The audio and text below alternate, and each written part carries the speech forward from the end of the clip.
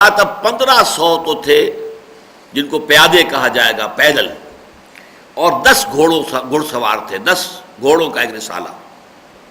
اور آپ آ کر میدان بدر میں آپ نے خیمے لگا دیے، اپنا کیمپ قائم کر دیا، کیونکہ چیلنج ان کا بدر کے مقام کا تھا کہ بدر پر آئیں گے، بدر میں پھر مقابلہ ہوگا آئندہ.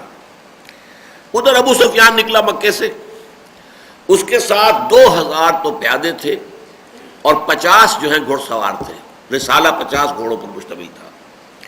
وہ صرف ایک منزل باہر آ کر مکے سے مر الزہران ایک جگہ ہے، وہاں کیمپ لگایا. لیکن کچھ عجیب کیفیت اس کی تھی، طبیعت پر رعب چھایا ہوا تھا مسلمانوں کا اور حضور کا، اور کچھ طبیعت آمادہ نہیں تھی. گویا کہ پچھلے سال کے دیے ہوئے چیلنج کو پورا تو کرنا چاہ رہا تھا، لیکن طبیعت اس کا ساتھ نہیں دے رہی تھی. اس نے واپس آ کر وہیں پر مر الزہران میں مشورہ کیا اور لوگوں سے بھی کہ دیکھیں یہ اس وقت موسم مناسب نہیں ہے، آج کل کہیں کوئی سبزہ نہیں ہے، ہریالی نہیں ہے، ہمارے اونٹوں کو جانوروں کو کھانے کو کچھ نہیں ملے گا، ویسے بھی جو ہے اس وقت خشک سالی کا موسم ہے، ہمارے لیے بھی دقت ہوگی. تو اس میں یہ ہے کہ زیادہ تکالیف کا اندیشہ ہے، تو میرا یہ خیال ہے کہ ابھی ہم اس کو ٹال دیں. تو کیا رائے ہے؟ تو معلوم ہوا کہ سبھی کا حال وہی تھا جو ابو سفیان کا تھا. سب نے کہا ٹھیک ہے جی، واپس ہی چلنا چاہیے.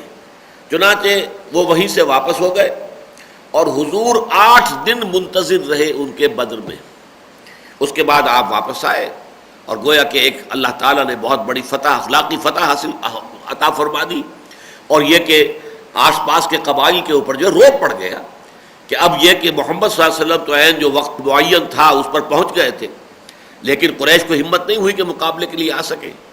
تو اس کو کہتے ہیں بدر صغریٰ، یعنی بدر کا چھوٹا واقعہ. وہ بدر کبریٰ ہے جو سن 2 ہجری کے اندر غزوہ بدر ہوا. اسے بدر آخرہ بھی کہتے ہیں اور بدر الموعد بھی کہتے ہیں، جس کا وعدہ کیا گیا تھا. وہ بدر جس کا کہ وعدہ کیا گیا تھا جبکہ احد سے واپسی پر ابو سفیان نے کہا تھا کہ اب ہمارا آئندہ مقابلہ جو ہے نیکسٹ راؤنڈ یوں سمجھیے کہ وہ اب ہمارا ہوگا بدر کے مقام پر اگلے سال.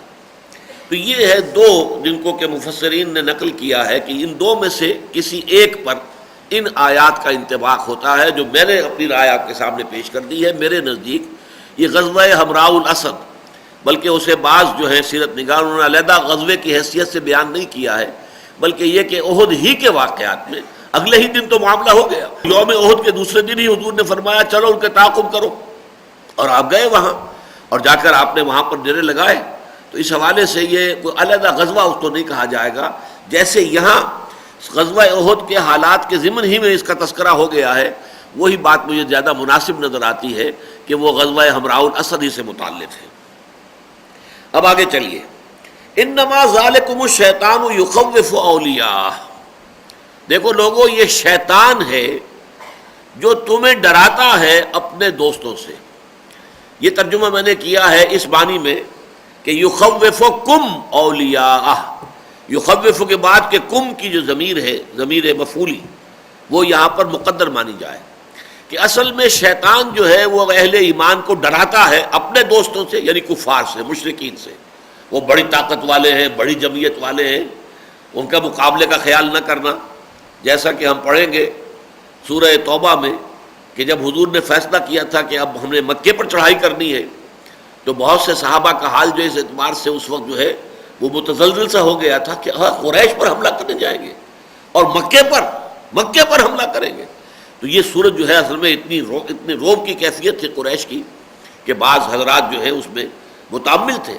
بالکل وہی بات یہ ہے کہ انما ذالکم الشیطان یخوف اولیاء. یہ شیطان ہے جو یخوفکم اولیاءہ، وہ ڈراتا ہے تمہیں اے مسلمانوں اپنے ساتھیوں سے، اپنے دوستوں سے. وہ چاہتا ہے کہ جو میرے ساتھی ہیں کفار اور مشرک، ان کا رعب تمہارے دلوں میں پڑ جائے. لیکن اس کا ایک ترجمہ اور بھی ہو سکتا ہے، اگر کم کو یہاں پر نہ مانا جائے، مقدر محذوف نہ مانا جائے، تو یہ شیطان اپنے ہی ساتھیوں کو ڈراتا ہے. یعنی اصل میں انہی پر اس کا اثر جو ہے ہوتا ہے جن کے دلوں کے اندر کچھ نہ کچھ بیماری موجود ہوتی ہے. اگر وہ بیماری موجود نہ ہو تو شیطان کے ڈراوے کا کوئی اثر ان پر نہیں ہوگا. یہ در حقیقت ان لوگوں کو کہ جن کے دلوں میں کوئی تھوڑا سا جگہ ہے، اس کے لیے بھی، شیطان کے لیے بھی صرف ان کے اوپر اثر انداز ہوتا ہے. انما ذالکم الشیطان یخوف اولیاء فلا تخافوہم. تو دیکھو ان سے مت ڈرو. وخافونی، ڈرو مجھ سے، اللہ سے ڈرو، ان کنتم مومنین، اگر تم حقیقت مومن ہو، اگر حقیقت ایمان تمہیں حاصل ہے تو خوف صرف اللہ کا ہونا چاہیے اور کسی کا نہیں۔ لا حول ولا قوت الا باللہ، کوئی طاقت نہیں ہے نہ بھلائی کی نہ برائی کی، نہ خیر کی نہ شر کی، نہ کوئی فائدہ پہنچانے والی نہ کوئی غضب پہنچانے والی، جب تک کہ اللہ کا اذن اور اس کا حکم نہ ہو۔ فلا تخافوهم وخافون ان کنتم مؤمنین ولا يحزنك الذين يسارعون في الكفر، اور اے نبی صلی اللہ علیہ وسلم اور آپ کی وساطت سے ہر مسلمان گویا کہ مخاطب تھا اس کا، تمہیں رنج اور غم کے اندر مبتلا نہ کر دیں وہ لوگ جو کفر کے لیے بڑی بھاگ دوڑ کر رہے ہیں۔ یعنی یہ ایک بڑی نفسیاتی کیفیت ذہن میں رکھیے کہ جب انسان یہ دیکھتا ہے کہ میرے مخالفین بڑے سرگرم ہیں، بڑے ان کے کیمپ میں جو ہے بڑی ہلچل نظر آ رہی ہے، بڑی چہل پہل نظر آ رہی ہے، بڑی حرکت اور برکت نظر آ رہی ہے، تو اس کا بھی ایک دل کے اوپر اثر پڑتا ہے۔ اسی لیے اس سورہ مبارکہ کے آخر میں بھی جو کنکلوڈنگ آیات ہے ان میں سے یہ آیت ہے وَلَا يَغُرَّنَّكَ تَقَلُّبُ الَّذِينَ كَفَرُوا فِي الْبِلَادِ مَتَاعٌ قَلِيلٌ ثُمَّ مَأْوَاهُمْ جَهَنَّمُ وَبِئْسَ الْمِهَادُ، یہ جو کافر ہیں ان کی زمین میں، اس دنیا میں چلت پھرت سے تم مروب نہ ہو، ان کی بڑی چلت پھرت ہے، ان کی آمد و رفت ہے، ایاب و ذہاب ہے، یہ آ رہے ہیں جا رہے ہیں شان و شوکت کے ساتھ اپنی قوت کا مظاہرہ کرتے ہوئے، تو یہ تقلبہم فی البلاد جو ہے اس سے تمہارے اوپر کوئی روب نہ پڑ جائے، اس سے متاثر نہ ہو جاؤ۔